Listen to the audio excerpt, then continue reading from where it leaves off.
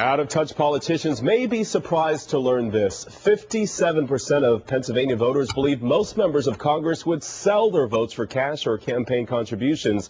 That's according to a new Rasmussen Reports poll. And that's below the national average. Voters nationwide believe 70% of lawmakers would actually sell their votes. I'm sure that's a hard pill for a lot of politicians to swallow, a horse pill, if you will. Our political expert, Bruce Gordon, joining us from the newsroom. Sure, so I have to wonder here, what's driving those numbers? Well, I think a couple of things. First of all, most folks who watch this stuff carefully, as I do, will tell you this is about as poisonous a political climate as they've seen in many years.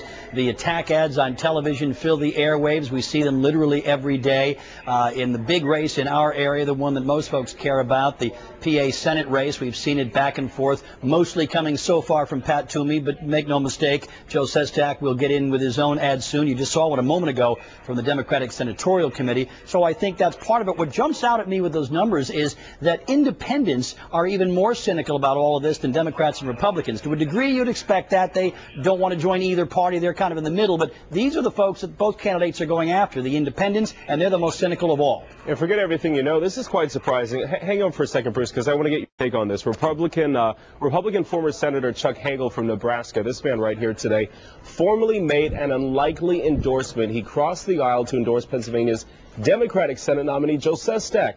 Hagel calls Sestak a principled and independent leader who always does what's right regardless of partisan politics. Bruce, you know Sestak's Republican opponent, Pat Toomey, paints Sestak as an extreme liberal. This endorsement signals quite the opposite. Yeah, Chuck Hagel left the Senate back in 2009 after serving 2 terms and making a promise he would only serve 2 terms.